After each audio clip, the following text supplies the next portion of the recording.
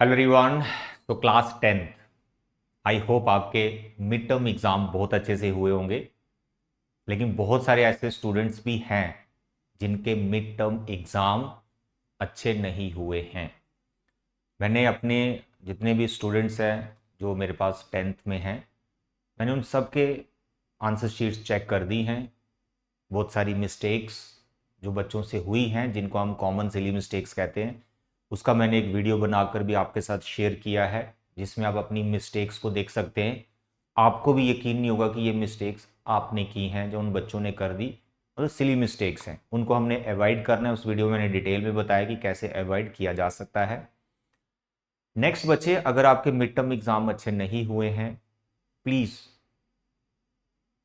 आप बिल्कुल भी निराश ना हो। सबसे पहले तो आप अपने आप को रिलैक्स कर दो, क्योंकि अभी सिर्फ आपके मिड टर्म एग्जाम ही हुए हैं। या आपका ऐसा मानो कि 10th का फर्स्ट एग्जाम ही हुआ है, क्योंकि पहले जो भी आपके एग्जाम होते हैं बिल्कुल छोटे छोटे एग्जाम होते हैं, 20 मार्क्स के, 15 मार्क्स के। तो उसमें एक चैप्टर आ रहा है जहाँ 2 चैप्टर्स आ रहे हैं। ये आपको मिनिमम 8 to 9 चैप्टर्स दिए जाते हैं। मैथ्स की अगर मैं बात करूँ तो 8 to 9 चैप्टर्स दिए जाते हैं मिड टर्म एग्जाम में। तो फर्स्ट टाइम आप 3 आवर्स का एग्जाम हैंडल कर रहे थे क्लास 10th में, तो कई बार पेपर देख के कंफ्यूजन, जहाँ फिर 3 आवर्स का टाइम है, राइटिंग स्किल्स अच्छे नहीं है, जहाँ टाइम मैनेजमेंट नहीं सीखा होता है, उस वजह से भी कई बार हमारा पेपर अच्छा नहीं होता है। मैं ऐसा कभी नहीं कहूँगा कि आपके कॉन्सेप्ट्स क्लियर नहीं हैं। आपके कॉन्सेप्ट्स 101% क्लियर हैं, बस उसको टाइमली प्रैक्टिस शायद हम नहीं कर पाए हैं। इस वजह से हमारा एग्जाम अगर कोई अच्छा नहीं हुआ है, वो उसका एक ही कारण है, टाइमली हम प्रैक्टिस नहीं कर पाए। अब आपके पास कितने मंथ्स का टाइम है? डेट शीट भी आ चुकी है, दैट यू नो। 17 Feb से आपका फर्स्ट एग्जाम है। नो डाउट कि सीबीएसई बोल रहा है कि ये टेंटेटिव डेट शीट है, बट ये डेट शीट आप फाइनल मानकर ही चलो, क्योंकि सीबीएसई ने आपको अलर्ट कर दिया कि भाई ये है डेट शीट, इसी डेट से आपके स्टार्ट होंगे। 1-2 दिन का इधर उधर हो सकता है, बट 17 आप मान के चलो, ठीक है? आप इसी को फाइनल डेट शीट मान के चलो। और इस बार 2 बोर्ड एग्जाम हो रहे। सेकंड बोर्ड एग्जाम के बारे में सोचो ही मत। कुछ बच्चे हो सकता है सेकंड बोर्ड एग्जाम के बारे में सोच रहे हैं कि हम तो सेकंड में अच्छा परफॉर्म करेंगे, हमें टाइम मिल गया। नो, फर्स्ट जो आपके मेन एग्जाम जिसे कहा गया है, that is compulsory for everyone.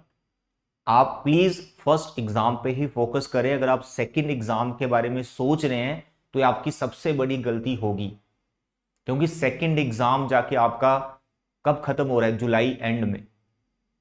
अरे उस टाइम तक 11th क्लास भी स्टार्ट हो जाती है और उसके कुछ पोर्शन ऑफ सिलेबस हम कंप्लीट भी कर देते हैं। आपको फर्स्ट एग्जाम जो 17 Feb से स्टार्ट हो रहा है उसी के लिए प्रिपरेशन करनी है, उसी को आपने फाइनल मानना और उसी में आपने अच्छा परफॉर्म करना है। इन केस कोई एग्जाम आपका अच्छा नहीं होता है किसी भी वजह से, तब हम सेकंड एग्जाम में उसकी इंप्रूवमेंट देंगे। दैट यू नो, आपने सर्कुलर पढ़ा होगा कि क्या उसके ऑप्शन है, तो हम इंप्रूवमेंट दे सकते हैं, ठीक है? तो आप ऐसा मत सोचे मैं नहीं सेकंड एग्जाम पे ज्यादा फोकस करूंगा, मैं सभी एग्जाम की इंप्रूवमेंट दूंगा। ऐसा बिल्कुल भी नहीं है और ना ही आपने ऐसा करना है। आपने फर्स्ट एग्जाम पे ही ध्यान देना है, फोकस रहना है, ठीक है? आपके मैथ्स की रिस्पॉन्सिबिलिटी मेरी है, मैं आपको यहां पे मैथ्स पढ़ा रहा हूं। अगर आप मेरे इस चैनल के थ्रू जो भी मैं आपको समझाता हूं, बताता हूं, सिखाता हूं, इंस्ट्रक्शंस देता हूं, अगर आप उसको सिर्फ फॉलो कर जाएंगे ना, आप मैथ्स में फुल मार्क्स भी स्कोर कर सकते हैं। लेकिन आपको जब भी मैं बोलता हूं कि यार लेक्चर देखने आए हो तो नोटबुक पेन लेके आया करो, क्या आप नोटबुक पेन लेके आते हो? बहुत कम स्टूडेंट्स होंगे मेरे बच्चे। जब भी मैं कुछ कॉन्सेप्ट सिखाने आ रहा हूं और बोल रहा हूं कि नोटबुक पेन लेके आओ, नोटबुक पेन लेके आओ और फिर मेरे साथ पढ़ो, मेरे साथ क्वेश्चन सॉल्व करो जो मैं आपको क्वेश्चंस बता रहा हूं। ओके, तो यहां पर मैं आपको यह बताने आया हूं कि आपके मैथ्स की रिस्पॉन्सिबिलिटी मेरी है। मैं आपको पूरा सिलेबस करवाऊंगा और फाइनल तक मैं आपके साथ रहूंगा। I have 20 years of teaching experience. 20 साल से मैं पढ़ा रहा हूं। मैं आपको प्रॉपर वे में गाइड कर सकता हूं कि आपको फाइनल के लिए किस तरह से प्रिपरेशन करनी है। हाँ, पढ़ाते वक्त जहां जो भी मैं समझा रहा हूं, मैं नौटंकी नहीं करता, लाइक ऐसे डांस डूंस नहीं करता। देख रहा हूं आजकल बहुत सारे ऐसे करते हैं, क्यों? क्लास में एंटरटेनमेंट बनाने के लिए। ठीक है, entertainment is okay, but online में जब आप पढ़ रहे हैं तो स्क्रीन टाइम भी कम होना चाहिए। कि अगर मेरा 30 मिनट्स का लेक्चर है तो आप 30 मिनट्स में उसको पैक करें। अगर मैं 10 मिनट या 20 मिनट इधर नौटंकी करता रहूंगा, ऊट पटांग की बातें करता रहूंगा जिसकी कोई सेंस ही नहीं है, तो भैया वो टीचिंग नहीं हो रही है, वो जस्ट एंटरटेनमेंट ही हो रहा है। तो आप फिर वो वीडियो एंटरटेनमेंट देखने के लिए ही शायद देख रहे हो। If you are serious learner जो वाकई फाइनल एग्जाम में अच्छा स्कोर करना चाहता है, तो आप मेरे लेक्चर से शानदार तरीके से पढ़ सकते हो और बिना नौटंकी के आप सारे कॉन्सेप्ट सीख सकते हो। अगर आपको कोई इंप्रूवमेंट चाहिए मेरे वीडियो लेक्चर्स में, तो आप मुझे सजेशन दे सकते हो। Since you are my students, you can give me suggestion. Sir voice clear नहीं आती माइक में, सर ये बोर्ड जो है ये विजिबल नहीं है, सर इसमें ऐसा हो रहा है, सर आप डांस क्यों नहीं कर रहे? That you can give me suggestion. तो I will think about it, सोचूंगा कि आपकी सजेशन कैसी है, मुझे करना चाहिए नहीं करना चाहिए, वट एवर जो आपके लिए बेस्ट है हम कोशिश करेंगे। ठीक है, लेकिन नौटंकी क्लासरूम में फिजिकली ओके, जब आप ऑफलाइन में पढ़ते हो दैट्स ओके, फन होता है ये वो, ऑनलाइन में भी होता है, लेकिन उतनी ज्यादा नौटंकी हो जाए जिसमें कॉन्सेप्ट है ही नहीं, सिर्फ नौटंकी है, तो ऐसे लेक्चर्स को आपने क्या देखना है? इससे बेटर है कि आप कॉमेडी कोई सीरियल देख लो, कोई कॉमेडी मूवी देख लो जिसमें आपको मजा भी आएगा, उसमें प्रोफेशनल जो है वो नौटंकी कर रहे होंगे और आप देख रहे होंगे, क्या शानदार है। ठीक है, चलिए बात करते हैं आपके मैथ्स की। अब है हमारे फाइनल की तैयारी जो मैं आपको कराऊंगा। यहां पर जो आपको चैप्टर्स दिख रहे हैं ये सभी चैप्टर्स आपके सिलेबस में हैं, इनको आपने अच्छे से परफेक्ट करना है।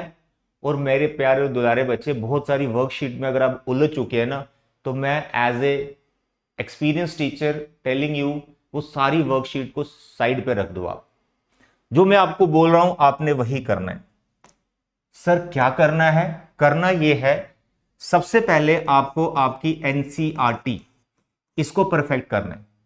एनसीईआरटी का हर एक चैप्टर आपका परफेक्ट होना चाहिए, हर एक क्वेश्चन आपके टिप्स पे होनी चाहिए, हर एक एग्जाम्पल आपको आनी चाहिए।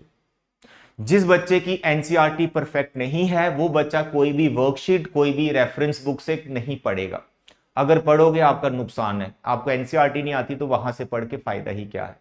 मोस्टली जो पेपर आपका एनसीईआरटी से आता है बोर्ड एग्जाम का, रही बात केस स्टडी क्वेश्चंस की या एमसीक्यू क्वेश्चंस की, वो भी एनसीईआरटी से ही बनाए जाते हैं। उसमें लैंग्वेज क्या लिखा हुआ है उस पर काम करना है हमको, और मैं आपको वो करवाऊंगा कैसे आपको उस पर ध्यान देने। तो जिस बच्चे की एनसीईआरटी कंप्लीट है तो आपको उसके बाद करनी है एनसीईआरटी एग्जाम्पलर। एनसीईआरटी एग्जाम्पलर जिस बच्चे की ये दो बुक्स परफेक्ट हैं, with each and every example, with each and every question of exercise, आप यकीन करें आप मैथ्स में फुल मार्क्स लेके आ जाएंगे मेरे 10th क्लास के स्टूडेंट्स, 80 आउट ऑफ 80। ये दो बुक्स आपको कंप्लीट करनी है। लेटर सपोज किसी ने ये दोनों बुक्स कंप्लीट कर ली तो आप कोई भी रेफरेंस बुक मार्केट से ले सकते हैं। एनीवन रेफरेंस बुक कोई भी आप मार्केट से ले सकते हैं, आप उसके क्वेश्चन की प्रैक्टिस कर सकते हैं, चाहे वो किसी भी पब्लिकेशंस की हो, सभी क्वेश्चंस लगभग सिमिलर ही होते हैं। ठीक है, ये रही बात सिलेबस कंप्लीट करने की, कि अगर आपको सिलेबस पहले कंप्लीट करना है कि कौन सी बुक्स हम पकड़े, तो एनसीईआरटी एग्जाम्पलर परफेक्ट करनी है तो फुल मार्क्स आएंगे। लेकिन आप और सीखना चाहते हो, सर रिस्क लग रहा है मुझे, 1-2 नंबर कम हो सकता है, तो आप कोई भी रेफरेंस बुक लेके उसके एमसीक्यूज करो प्रैक्टिस, उसके long answer type question practice करो, उसमें जो केस स्टडी क्वेश्चंस दिए होंगे उनको प्रैक्टिस करो, कोई भी रेफरेंस बुक लेके आप कर सकते हो। बाकी जब आपका सिलेबस कंप्लीट हो जाता है तो फिर जो आप केस स्टडी क्वेश्चंस या फिर आप एमसीक्यूज है ना, उसमें कंफ्यूज होते हैं, सर कहां से करें, अजीब से एमसीक्यूज आ जाते हैं। तो माय डियर स्टूडेंट्स, जैसे आपका सिलेबस कंप्लीट होता है आप कोई भी सैंपल क्वेश्चन पेपर लेंगे। क्या लेंगे? Sample question paper. ठीक है, किसका लेना है वो भी बताऊंगा, बट फिलहाल तो नहीं लेना है क्योंकि पहले आपको अभी सिलेबस कंप्लीट करना है। अक्टूबर एंड तक हमने सिलेबस कंप्लीट कर लेना है। ये जितने भी आपको ये ग्रीन कलर टाइप दिख रहे हैं ये मैंने आपको करवा दी, ये भी करवा दी, ये भी करवा दी। जो व्हाइट कलर में दिख रहे हैं ना वो चैप्टर मेरे पेंडिंग है इस चैनल पे, इस सेशन के लिए, लास्ट सेशन के लिए मैंने करवा रखे हैं। ट्राइंगल पेंडिंग है जो मैं आपको भी करवाऊंगा, सर्कल भी करवाऊंगा, एरिया रिलेटेड टू सर्कल भी होगा, सरफेस एरिया वॉल्यूम भी होगा, एंड प्रोबेबिलिटी। बाकी मैंने सब करवा दिया है, real number, polynomial, linear, quadratic, AP, coordinate geometry, trigno, application of trigonometry, everything we have done, that we have done from NCERT. NCERT exemplar भी मैं आपको सभी चैप्टर्स की सॉल्व करके बताऊंगा यहाँ पे, डोंट वरी। उसमें बहुत सारे एमसीक्यूज होते हैं, बहुत प्यारे प्यारे लॉन्ग आंसर क्वेश्चंस होते हैं, we will discuss each and everything, don't worry about it. But पहले आप अपने नोट्स तो बनाएं जितना कंप्लीट कर लिया है। तो ये पेंडिंग वाले चैप्टर्स में आपको करवाने वाला हूं। तो मैं बात कर रहा था सैंपल क्वेश्चन पेपर की, तो अभी तो नहीं खरीदना है, अक्टूबर एंड में आप ले लेना, जैसे मैं ये चैप्टर्स आपके निपटा देता हूं। ये बहुत जल्दी मैं कर दूंगा, अक्टूबर मंथ में कंप्लीट हो जाएगा। अभी मैं आपका सेशन फिर से स्टार्ट कर रहा हूं टर्म 2 के लिए, जिसमें 5 चैप्टर्स आपको करवाए जाएंगे, फिर सैंपल क्वेश्चन पेपर की प्रैक्टिस करवाई जाएगी। Sample question paper October and में लेना है। इसमें कम से कम आपने 10 सैंपल क्वेश्चन पेपर की प्रैक्टिस करनी, नोट्स बनाने 10 सैंपल क्वेश्चन पेपर्स। अब जैसे आप 10 सैंपल क्वेश्चन पेपर बना लेते हैं, प्रैक्टिस कर लेते हैं, हर क्वेश्चन को सॉल्व करते हैं, टीचर से समझते हैं जा जाके कि सर बताइए क्वेश्चन कैसे करना है कैसे करना है। तो अगर आप 10 सैंपल क्वेश्चन पेपर बना लेते हैं तो आप बताइए एक सैंपल क्वेश्चन पेपर में कितने एमसीक्यूज होते हैं, 20। तो अगर आप 10 बनाएंगे तो कितने हो गए, 200। तो 200 एमसीक्यूज की आपकी प्रैक्टिस हो गई, तो आपको रेफरेंस बुक लेने की जरूरत नहीं पड़ेगी। अगर केस स्टडी क्वेश्चन की बात करें तो सैंपल क्वेश्चन पेपर में 3 केस स्टडी क्वेश्चन होते हैं एक पेपर में, 3। तो आपने बना दिए 10, तो 10 इंटू 3 30, तो 30 केस स्टडी क्वेश्चन आप बना लेंगे। तो 30 केस स्टडी क्वेश्चन आपने किए हो तो फाइनल में यार ऐसा हो ही नहीं सकता कि आपको वो ना आए। लेकिन करना तो आपको है ना यार, मैं आपको बता रहा हूं, मैं आपको समझा रहा हूं, कॉन्सेप्ट क्लियर करा रहा हूं, करना किसने, करना तो आपने, परफॉर्म तो आपने करना है।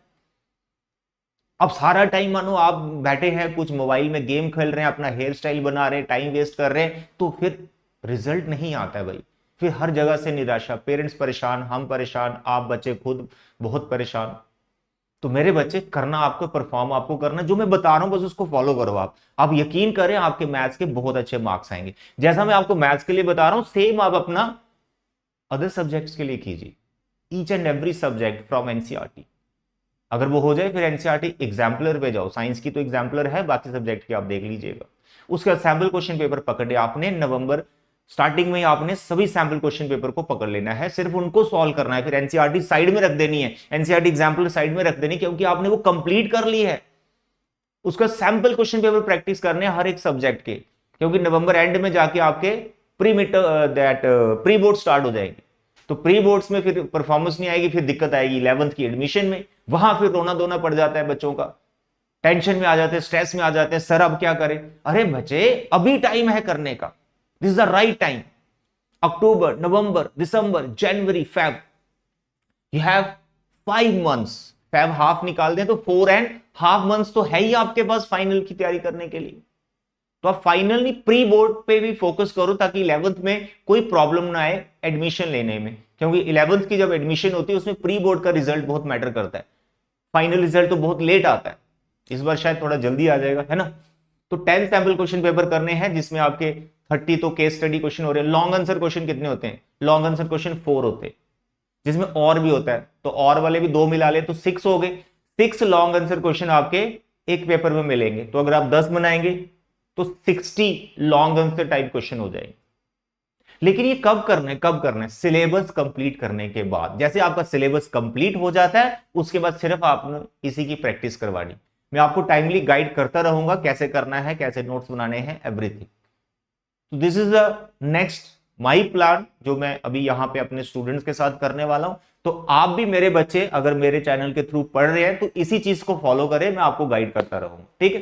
तो यहां पर ये वाले चैप्टर जो मेरे पेंडिंग है, triangle, circle, area related to circle, surface area and volume, ये मैं अभी नेक्स्ट लेक्चर से आपको इसके लेक्चर्स मिलना स्टार्ट हो जाएगी। Will start with area related to circle. इस चैप्टर से मैं स्टार्ट करूंगा, छोटा सा चैप्टर है, बेसिक सा कैलकुलेशन सीखनी है, वो मैं आपको सिखाऊंगा कि कैलकुलेशन कैसे फास्ट करनी होती, राइट। तो मेरे प्यारे बच्चे, मिड टर्म एग्जाम अच्छे नहीं हुए, टेंशन मत लेना, बस सीरियस हो जाना कि पीछे जो हुआ उसे भूल जाओ, आगे बहुत अच्छा परफॉर्म करना है, उसके लिए आपको मन लगा के पढ़ाई करनी है, ठीक। तो आज के लेक्चर में इतना बच्चे, thank you, bye bye and take care.